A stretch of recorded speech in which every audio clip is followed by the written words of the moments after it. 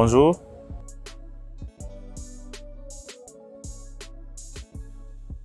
Je suis Maître Dego Lupancha, coordonnateur national de la Fondation Kadiwaku, établie en République démocratique du Congo. Cette fondation a vu jour depuis 2006, dont nous avons démarré les activités. Et nos activités ont commencé par les formations, parce que nous sommes spécialisés dans les formations d'entrepreneuriat, en élaboration de projets, et ainsi que dans le développement.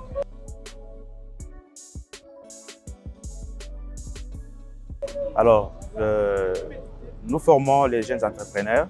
On a commencé par la première phase avec les jeunes handicapés et par la suite, nous avons élargi les activités dans le sens qu'on pouvait inclure tout le monde de bénéficier des opportunités.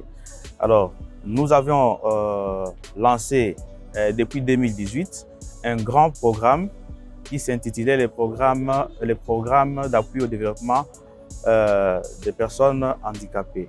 Donc, nous avions lancé ce projet, c'était avec un objectif de les assister, chacun avec le mini-projet qu'il devait nous présenter et pouvoir l'accompagner dans le sens de créer son activité et devenir indépendant. Depuis 2018, le programme qui avait été lancé, c'est un programme d'appui aux initiatives entrepreneuriales de personnes en situation de handicap. C'est une catégorie de personnes que nous avions accompagnées et qui aujourd'hui, chacun dans ce qu'il fait comme travail, s'est retrouvé non seulement avec les formations que nous avions eu à leur octroyer, mais également de l'accompagnement dont ils ont bénéficié. Alors, depuis 2018, la fondation est étendue en République démocratique du Congo. Nous sommes allés au Nord Kivu, précisément dans la ville de Goma, où nous avons installé une coordination. Au Sud Kivu, nous avons installé une autre coordination. À Kisangani, nous avons fait la même chose. À Lubumbashi, au Congo central, au Tanganyika également. Nous sommes en train de vouloir nous étendre partout dans les 26 provinces de la République démocratique du Congo pour accompagner toute personne handicapée, y compris les personnes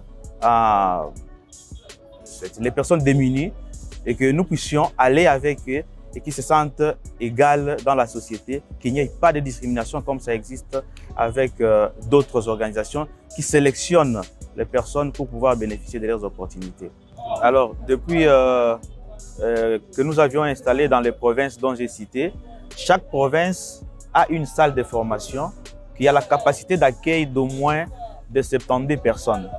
Alors, dans nos salles de formation, et chaque fois que nous terminons les formations, on mobilise les fonds de sorte à ce que tous les formés puissent bénéficier, n'est-ce pas, de notre accompagnement, tant en mobilisant comme la Fondation Kadiwaku également, parce qu'il y a l'aile États-Unis.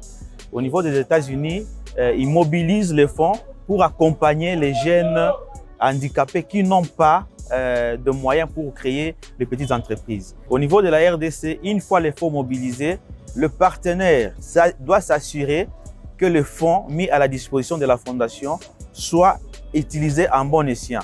C'est-à-dire, une fois que nous bénéficions de cet accompagnement-là, on appelle par une activité officielle de remise de ce fonds, notamment, soit on peut acheter les intrants, soit on donne les moyens. Et la première étape, nous avons fait un constat que les jeunes, il fallait vraiment les accompagner selon ce qu'ils avaient comme initiative. Parce que une fois que quelqu'un se retrouve avec un montant comme de 5 000 $, il ne sait pas quoi commencer. Il doit d'abord finir ses besoins ménagers. Alors, nous avions dit qu'on doit dorénavant faire la part des choses. On achète les intrants ou on ouvre une activité et on donne les clés pour que les gens puissent être autonomes. C'est par exemple le dernier programme que nous avions exécuté au niveau de Kinshasa.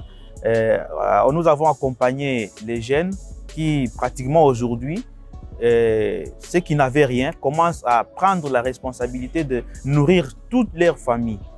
Et donc, cette même activité a été exécutée au niveau du Sud Kivu, au niveau de Nord Kivu, et à Lubumbashi, nous l'avions fait. Et bientôt là, nous descendons à Kisangani pour l'exécution de même projet.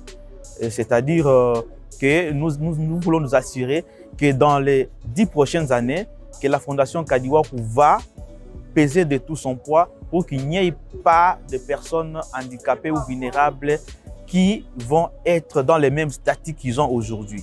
C'est pourquoi la Fondation a pensé de créer une plateforme. La plateforme est dénommée Entrepreneur 243. C'est une plateforme qui prend les projets de différentes personnes, chacun dans les domaines où il œuvre, pour qu'on puisse poster dans la plateforme, n'est-ce pas, pour que la plateforme mobilise le moyen afin de les accompagner pour leur autonomie. Non seulement de personnes handicapées, mais également toutes personnes vulnérables, et même pas vulnérables, mais que vous avez un projet et vous présentez dans notre plateforme, on mobilise le fonds et tout en vous faisant participer dans la mobilisation des fonds, parce que une fois que quelqu'un souscrit pour vous accompagner dans la plateforme, vous devez être aussi en mesure de contrôler tout ce qui se passe. En faisant ça, nous disons que nous avons demandé à toute personne qui viendra poster son projet de pouvoir avoir un compte bancaire, parce qu'une fois que les fonds sont mobilisés, ce ne sont pas les fonds qui seront utilisés pour les comptes de la Fondation Kadiwaku, mais les fonds mobilisés pour votre projet vous reviennent à 100%. Donc la Fondation Kadiwaku n'a rien à bénéficier, c'est juste pour pouvoir mettre les gens à l'aise, qu'ils puissent vivre dans une vie meilleure. Oui, alors pour d'autres programmes à venir, nous avons plusieurs programmes dont nous allons exécuter, mais bien avant, nous voulons nous rassurer que les responsables des organisations, membres ou partenaires de la Fondation Kadiwaku, ou ceux qui viennent solliciter nos formations, que nous accompagnons dans tous les sens, dans le sens qu'ils puissent se retrouver, qu'ils soient très bien. Alors, nous avions non seulement atteint à ce jour le nombre de 8000 jeunes que nous avons eu à former et que ces derniers n'ont pas de moyens pour pouvoir créer leur entreprise. Nous mobilisons les fonds pour les accompagner. Et dans les années dernières, nous avons accompagné déjà jusque-là presque 300 jeunes qui aujourd'hui œuvrent et sont très à l'aise dans leurs activités et qu'ils sollicitent toujours que la Fondation continue à leur venir en aide. Et nous nous battons avec les efforts que notre président du conseil d'administration et initiateur de la Fondation Kadiwaku, M. John Kadiwaku Ntonta, que nous saluons en passant, et qui est aux États-Unis en mission, et que nous demandons de toujours se mettre à l'œuvre comme il le fait et faire vivre toutes les autres personnes qui ont des difficultés et qui puissent bénéficier de l'accompagnement de notre très chère Fondation. Avec toute son équipe, nous les disons merci, et également avec l'équipe de la coordination nationale dont je chapeaute. Et nous remercions chacun de la participation dans son travail et que nous espérons que les jours à venir vont être encore plus meilleurs qu'aujourd'hui.